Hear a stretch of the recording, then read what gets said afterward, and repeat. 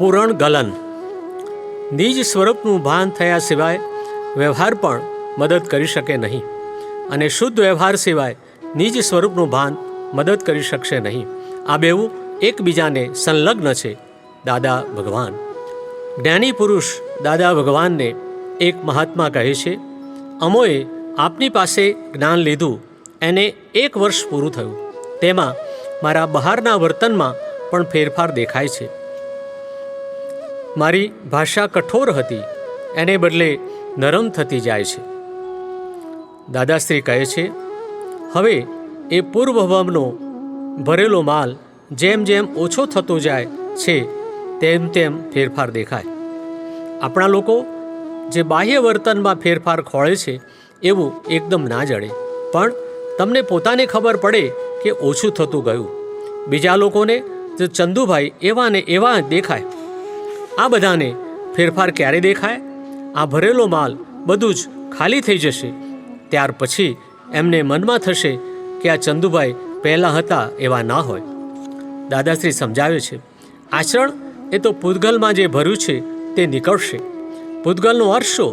તે પૂર અને ગલ આ 2 શબ્દોનું બનેલું છે. એ પૂર એટલે પૂરણ કરેલું, એટલે કે ભરેલો માલ.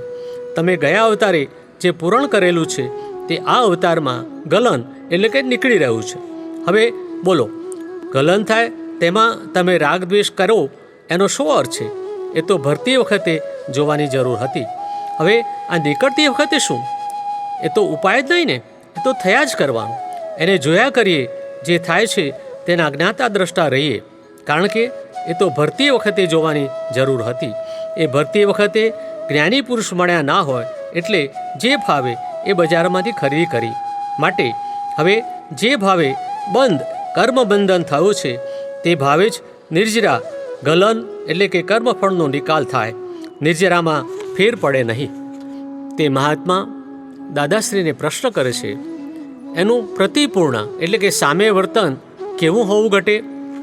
દાદાશ્રી કહે છે, વર્તન તો મહી જે વ્યવસ્થિતમાં હોય એવું ઘટે, પણ રાગ દ્વેષ વગરનું હોય. કારણ કે રાગ દ્વેષ તો ક્યારે થાય? મહી આ ડખાવાળો એટલે કે કરતાપણાવાળો ભેગો થયો હોય ત્યારે.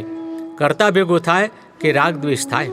હવે જ્ઞાન દીક્ષા પછી કર્તાપદ ઉડી ગયું છે અને પોતે જ્ઞાતા એટલે કે માત્ર જાણનાર થયું છે, એટલે રાગ દ્વેષ ના થાય.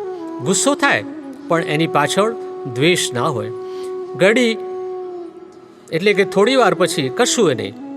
મય જે ભરેલો માલ છે તેનું ગલન થાય છે. હવે નવું પૂરણ થવાનું એટલે કે ભરવાનું બંધ છે. પ્રગટ અનુભવ જ્ઞાનસૂત્ર.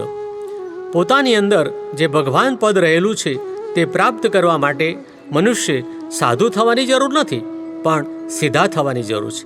એ સીધાપણું ક્યાં હોય? બહારમાં હોય, વર્તનમાં હોય. સીધાપણાના લક્ષણ બહારમાં ના હોય, એ તો હાર્ટમાં હોય. જ્ઞાની પુરુષ કનુ દાદાશ્રી.